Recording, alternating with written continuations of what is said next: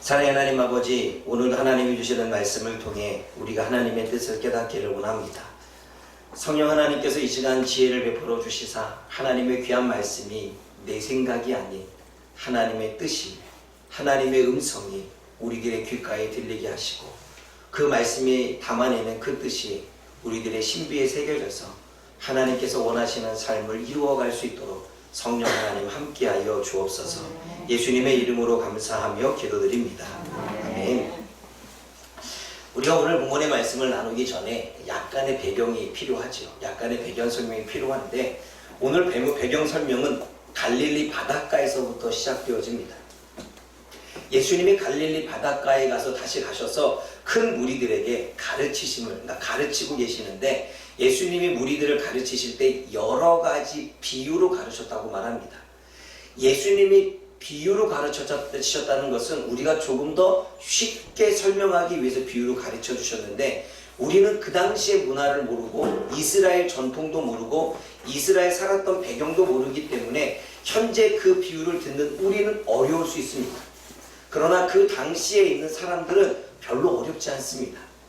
아마 오늘 이 시대에 여러분들에게 비유로 설교를 하거나 아니면 비유로 강연하는 이야기를 들으면 여러분들은 금세 알아들을 것입니다. 왜냐하면 이 시대의 문화와 또 이 시대의 여러 가지 어떤 전통이나 시대적인 흐름을 알기 때문에 그렇습니다. 여러분 뉴스나 아니면 신문을 보면 만평이라고 하는 그림을 그려놓지요. 그 그림만 딱 보아도 무슨 얘기인지 알 겁니다. 그러나 이것을 이스라엘 백성들에게 갖다 주면 모르겠지요. 마찬가지로 우리가 이스라엘 백성들의 문화와 그 생각 속에 우리가 이 성경을 보면 이해할 수 있겠지만 우리가 모르고 우리들의 상황 가운데 보게 되면 이 비유는 상당히 어렵게 느껴지겠죠. 그러나 그렇게 어려운 내용은 아닙니다. 여러 가지 비유로 가르치시는데 그 비유 중에 4가지 밭의 비유, 씨 뿌리는 자의 비유와 등경 위에 등불 있는 등불 비유와 자라나는 씨에 대한 비유와 그리고 겨자씨 하나가 큰 거목이 되었다라고 하는 겨자씨 비유, 그 외에 여러 가지 비유들을 가르치는 걸 보게 되어집니다.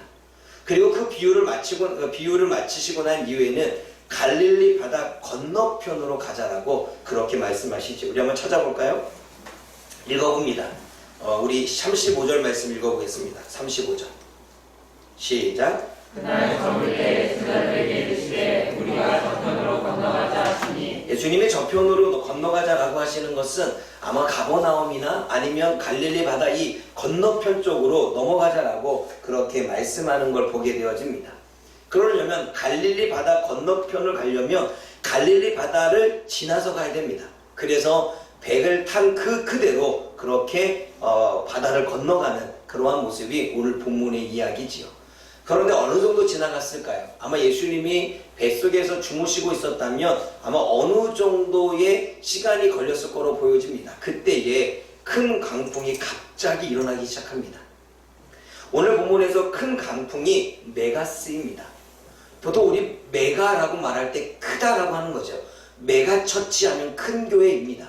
메가는 큰 것을 이야기합니다. 여러분 영화에서도 조스 영화 있죠. 메가 있었죠. 큰 상어라고 하는 이 부분이지요. 여러분 이 메가스라고 하는 것은 크다, 위대하다라고 말하는데 아주 큰 폭풍, 아주 위대한 폭풍이 지금 임했다는 것입니다.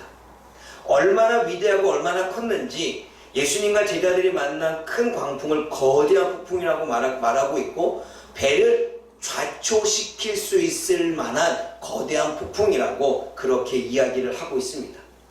오늘 37절 말씀을 한번 읽어보겠습니다. 37절 읽어봅니다.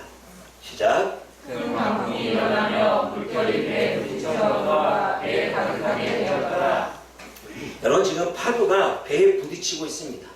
파도가 얼마나 부딪혔는지 지금 뱃속에 물이 들어오고 있다는 것입니다. 오늘 본문의 표현으로 말하면 파도가 물을 던졌다는 것입니다. 그만큼 파도가 칠 때에 아주 많은 물이 뱃속에 지금 넘쳐서 들어왔다는 이야기지요. 그것을 던졌다라고 하는 표현을 한 만큼 그렇게 많은 물이 지금 뱃속에 들어오고 있는 것입니다. 여러분 그러다 보면 어떻게 될까요? 결국 배는 좌초하게 되겠지요. 그때 이제 사람들의 반응이 보입니다. 사람들은 예수님을 다급하게, 제자들은 예수님을 다급하게 깨울 정도로 당황하고 있습니다. 38절 말씀을 읽어보십시오. 38절 읽어봅니다. 시작. 예수께서는 그물에서 베개를 메고 주무시더니 제자들이 이르되 선생님이여 우리가 죽게 된 것을 돌보지 아니하시나이다 하니. 예수님을 다급하게 깨울 정도로 당황하고 있고, 예수님을 깨우면서 하는 이야기가 죽게 되었다라고 말합니다. 멸망하게 되었다라고 말합니다. 이제 우리는 끝이다 라고 하는 이야기로 지금 두려워하는 마음 가운데 예수님을 깨우고 있지요. 그게 사람들의 반응입니다. 그럼 예수님의 반응은 어떠십니까? 예수님은 강풍 속에서 배 뒤편에서 편안히 주무시고 있습니다. 저는 물론 앞보다는 뒤가 조금 더, 앞에서는 파도를 부딪히니까 좀 더 심하겠지요. 그럼에도 불구하고 출렁이고 있는데 온 배가 출렁이지 않겠습니까? 그런데 배 뒤에서 주무시고 있는 예수님이 편안하게 주무시고 있습니다. 사람들은 당황하고 있는데 예수님은 아주 평안히 주무시고 있죠. 그리고 예수님은 현재 큰 광풍은 일어나서 깨어서 보고 있는데도 지금 파도 때문에 물이 들어오고 있고, 사람들은 지금 당황스러워하고 있고, 배는 언제 넘어질지 지금 와게 흔들리고 있고, 비바람이 몰아치고 있는데도 불구하고 전혀 당황하지 않습니다. 그러면서 어떻게 합니까? 오히려 그 파도를 향하여 명령하고 있습니다. 잠잠해라, 고요해라. 그것이 예수님의 반응이지요. 사람들의 반응과 예수님의 반응은 전혀 달랐습니다. 왜 달랐을까요? 어떠한 차이가 있을까요? 그것은 바로 믿음의 차이입니다. 제자들은 믿음이 없었고 예수님은 믿음이 있었습니다. 그러기에 예수님은 제자들에게 뭐라고 말씀하시냐면, 오늘 본문의 말씀 한번 읽어봅니다. 40절 말씀 읽어보겠습니다. 40절 말씀 읽어봅니다. 시작. 이에 제자들에게 이르시되 어찌하여 이렇게 무서워하느냐 너희가 어찌 믿음이 없느냐 하시니. 네, 믿음의 문제였습니다. 믿음이 없으면 우리는 큰 광풍을 만나면 잠을 잘 수 없습니다. 믿음이 없으면 우리들의 삶 가운데 위기가 다가오면 우리는 잠을 잘 수 없습니다. 내 안에 걱정이 생기고 두려움이 생기고 여러 가지 복잡한 일들이 생기게 되면 우리는 잠을 청할 수 없습니다. 그러나 그 와중에도 잠을 청할 수 있는 사람은 믿는 사람이지요. 똑같이 불안할 수 있는 상황이고, 똑같이 위기의 순간이고, 똑같이 인생의 큰 광풍이 밀려왔음에도 불구하고 하나님을 향한 믿음이 있었고, 그분이 나를 지키실 거라고 하는 믿음이 있었고, 이대로 망하지 않을 거라고 하는, 이대로 큰 풍랑에 의해서 자초되지 않을 거라고 하는 믿음이 있었기에 잠을 청할 수 있었고 평안할 수 있었던 것입니다. 사람들의 반응은 믿음 없는 반응이었고, 예수님의 반응은 믿음이 있었기에 있는 반응이었습니다. 오늘 본문을 통해서 저와 여러분들이 무엇을 깨닫습니까? 예수님의 말씀에 순종한 제자들도 큰 광풍과 같은 인생의 위기가 찾아왔다는 거죠. 보세요. 저 건너편으로 가자라고 말씀하신 건 예수님이십니다. 그렇죠? 그러면 제자들은 아멘하고 배를 타고 따라갔습니다. 그러면 문제가 없어야죠. 순종했으니까. 예수님이 동행하고 있으니까, 예수님도 그 배를 타고 있으니까 문제는 일어나지 말아야 됩니다. 그러나 예수님의 말씀에 순종해도, 예수님과 동행하고 있어도 인생의 위기는 찾아옵니다. 왜냐하면 이 세상이라고 하는 곳에 우리가 살고 있기 때문에 그렇습니다. 내가 순종하면 고난이 오지 않는다라고 우리는 생각한다면 우리는 잘못 알고 있는 것입니다. 내가 예수님과 동행하고 있기 때문에 나에게 인생의 위기가 찾아오지 않을 것이다 라고 하는 맹목적인 신앙을, 맹신을 하고 있다면 그것은 잘못된 신앙말입니다. 우리가 하나님의 말씀에 순종해도 고난과 위기와 큰 풍랑은 찾아옵니다. 우리가 주님의 말씀을 듣고서 그분과 동행하는 인생을 산다고 할더라도 우리는 큰 풍랑과 위기와 인생의 어려움을 겪을 수 있습니다. 왜냐하면 이 세상이라고 하는 곳에 살고 있기 때문에 그렇습니다. 사단이 통치하고 있고 사단이 이 세상의 왕이라고 하는 자칭 왕이라고 하며 다스리는 이 세상에 저와 여러분들이 살고 있기 때문에 인생의 위기는 순종을 하던 동행을 하던 찾아온다는 것입니다. 재정과 경제적인 문제를 겪을 수 있습니다. 왜냐하면 이 세상에 살고 있기 때문에 그렇습니다. 가정의 부부와의 관계 또는 부모와 자식 간의 관계, 그 안에서 갈등들이 일어나는 문제가 있을 수 있습니다. 왜냐하면 우리는 이 세상에 살고 있기 때문에 그렇습니다. 미래에 대한 진로에 대한 문제, 진학에 대한 두려움, 이 모든 부분들이 우리들한테 다가올 수 있습니다. 왜냐하면 그것은 우리들의 현실의 문제이기 때문에 그렇습니다. 또 우리가 직장 생활을 하고 사업장을 운영하고 주변에는 많은 사람들을 만나면 나와는 다른 사람, 나와 생각이 다른 사람, 나랑 성격이 다른 사람, 나랑 기질이 다른 사람을 만나게 되어집니다. 그러면 갈등은 일어나게 되지요. 갈등이 일어나면 우리는 그 인간관계 속에 문제가 일어날 수 있습니다. 순종한다고 할지라도, 동행한다고 할지라도 인생의 위기는 찾아옵니다. 그러나 그 인생의 위기 앞에 우리는 어떻게 반응하느냐가 중요한 것입니다. 여러분, 이 땅에서는 고난을 안 받을 수 없습니다. 우리는 죽을 때까지, 예수님이 부르시는 그날까지, 천국에 올라갈 때까지 우리는 이 땅에서 고난과 슬픔과 고통과 괴로움과 아픔과 여러 인생의 고비고비들을 넘길 것입니다. 천국에 올라가면 슬픔도 없고 고난도 없고 아픔도 없다고 이야기하기에, 그러면 비교한다면 천국은 없지만 이 땅은 있다는 것입니다. 그러면 이러한 인생 가운데, 그러한 인생의 위기 앞에 저와 여러분들은 어떻게 반응할 거냐라고 하는 거죠. 큰 광풍, 경제적인 문제, 가정의 문제, 미래 진로의 문제, 인간관계 문제, 직장이나 사업장에 여러 가지 문제가 다가왔을 때 나는 과연 어떻게 반응할 것이냐.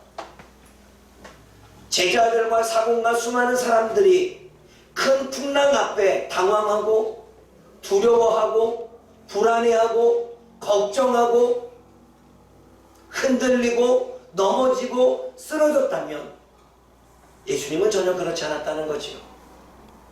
그 차이는 딱 하나였습니다. 믿음이었습니다. 여러분, 우리들 여기 있는 모든 사람들의 고난이 없는 사람이 어디 있겠습니까? 각자 고난이 다른 모양으로 있지요. 어떤 가정은 재정으로, 어떤 가정은 인간관계로, 어떤 가정은 질병으로, 여러 가지 고난이 각기 다르지만 고난이 없는 사람이 없습니다. 그러나 그 고난 가운데 우리는 어떻게 반응하느냐는 거죠. 당황하십니까? 두려워하십니까? 슬퍼하십니까? 나에게 왜 이런 일이 왔나라고 불평하고 원망하며 분노하십니까? 이대로 내 인생은 멸망했다, 좌초돼서 내 인생은 끝났다, 그렇게 부정적인 생각으로 살고 계십니까? 더 이상 가능하지 않을 거야 라고 하는 믿음 없는 믿음의 선포로 우리는 나아가십니까? 그러나 예수님은 큰 풍랑 앞에도 요동하지 않고 잠잠하셨습니다. 큰 풍랑 앞에서도 잠을 청할 수 있을 정도로 평안하셨습니다. 눈앞에 큰 풍랑이 보이는데, 눈앞에 배가 지금 넘어가려고 하는데, 눈앞에 지금 물이 넘쳐서 배가 지금 쓰러지려고 하고 있는데, 많은 사람들이 죽게 되어졌다고 당황하고 힘들어하고 있는데, 그 모습을 바라보면서 전혀 요동하지 않고 오히려 믿음으로 바다를 향하여, 풍랑을 향하여 명령하며 선포하십니다. 그때의 그 믿음에 바다와 풍랑도 잠잠해지는 그러한 일들이 벌어지는 것입니다. 바다가 잠잠해지는 이유는 예수님의 믿음 때문이었습니다. 바다가 잠잠해지는 이유는, 큰 풍랑이 잠잠해진 이유는, 갑자기 일어난 큰 풍랑의 위기가 잠잠해진 이유는 예수님의 믿음의 선포 때문이었습니다. 사랑하는 여러분, 저와 여러분들의 이러한 반응을 보이기를 원합니다. 아멘. 왜냐하면 우리는 믿음이 있기 때문에 그렇습니다. 아멘. 우리는 온 세상을 창조하신 하나님, 그리고 우리를 구원하시기 위해 이 땅에서 친히 인간의 모습으로 오신 예수님, 죽기까지 우리와 함께 동행하시는 성령님이 저와 여러분들이 믿고 있는 삼위일체 하나님이시기에 그분은 살아계신 분, 아멘. 그분은 모든 능력을 갖고 계신 분, 아멘. 그분은 말씀 하나면 모든 것들을 뒤바꿀 수 있는 그 모든 것들의 역전, 인생의 역전을 끌어내실 수 있는 그러한 분인 줄 믿습니다. 아멘. 그러한 분을 우리가 믿고 있기에 아멘. 우리가 어떠한 상황에도, 어떠한 문제에도, 어떠한 일들을 겪어도 당황하지 않고 아멘. 두려워하지 않고 아멘. 우리는 요동함 없이 그 풍랑을 향하여 믿음으로 선포될 줄 믿습니다. 아멘. 내가 예수님의 이름으로 명하노니 모든 환경은 변해질지. 아멘. 내가 예수님의 이름으로 명하노니 내 안에 두려움과 믿음 없음은 떠나가고, 아멘. 내가 예수님의 이름으로 명하노니 문제야 해결될지. 아멘. 아멘. 아멘. 아멘. 그것이 믿음이지 않겠습니까? 아멘. 믿음 없는 사람은 선포하지 않습니다. 믿음 없는 사람은 명령하지 않습니다. 믿음 없는 사람은 머릿속에 계산합니다. 내가 선포한다고 될까? 내가 명령한다고 잠잠해질까? 내가 선포했는데 아무런 능력도 나타나지 않네? 그러면 여러분, 될 때까지 선포해야지요. 아직 우리의 믿음이 부족하니, 아직 우리의 믿음이 온전하지 않으니, 우리의 믿음이 온전해지도록, 우리가 흔들림이 없도록, 정말로 사람들이 볼 때의 그 모습이 아니라 내 안에 내가 볼 때 전혀 흔들림과 요동함과 불안함이 없는 그때에 명령하고 선포한다면 환경과 상황과 문제는 뒤바뀌어질 줄 믿습니다. 아멘. 아멘. 아멘. 풍랑이 잠잠해진 것은 믿음이었습니다. 아멘. 오늘 이 밤에 저와 여러분들이 그 믿음을 놓고 기도하기를 원합니다. 아멘. 한번 되돌아보기를 원합니다. 나는 정말 믿음이 있는가? 죄송합니다. 두려워하고 있다면 믿음이 부족합니다. 상황과 문제가 올 때마다 원망하고 불평하고 있다면 믿음이 없는 것입니다. 환경에 일들이 생길 때마다 하나님께 나아가는 것이 아니라 세상적인 방법으로 나아간다면 믿음이 없는 것입니다. 문제가 생겼는데 기도하지 않는다면 믿음이 없는 것입니다. 믿음 있는 자 기도합니다. 아멘. 믿음 있는 자 두려워하지 않습니다. 아멘. 믿음 있는 자 환경이 몰아쳐도 요동하지 않고 하나님의 뜻을 구합니다. 아멘. 그 믿음의 반응이 저와 여러분의 반응이 되어지길 원합니다. 아멘. 오늘 이 밤에 믿음으로 여러분들이 가지고 있는 환경, 여러분들이 가지고 있는 큰 풍랑, 여러분들한테 다가온 위기의 순간을 명하여 선포하여 해결받는 시간이 되어지기를 주님의 이름으로 부탁을 드립니다. 기도하겠습니다. 사랑의 하나님 아버지, 참으로 감사합니다. 믿음을 더하여 주옵소서. 큰 풍랑이라고 하는 인생의 위기가 우리한테 다가올 때 과연 우리는 어떠한 반응을 보입니까? 당황하거나 두려워하거나 원망하거나 불평하거나 분노하거나 하나님 슬퍼하거나 괴로워하지 아니하고 믿음으로 평안히 잠을 청하며 오직 하나님이 그 모든 것들을 이루시고 있고 보이지 않게 일하시고 있음을 선포하며 내 환경을 향하여 내 문제를 향하여 믿음으로 선포할 수 있는 입술이 되게 하여 주옵소서. 오늘 이 그 밤이 되겠사오니 일하여 주옵소서. 오늘 믿음으로 선포하겠사오니 하나님 일하여 주옵소서. 예수님의 이름으로 감사하며 기도드립니다. 아멘.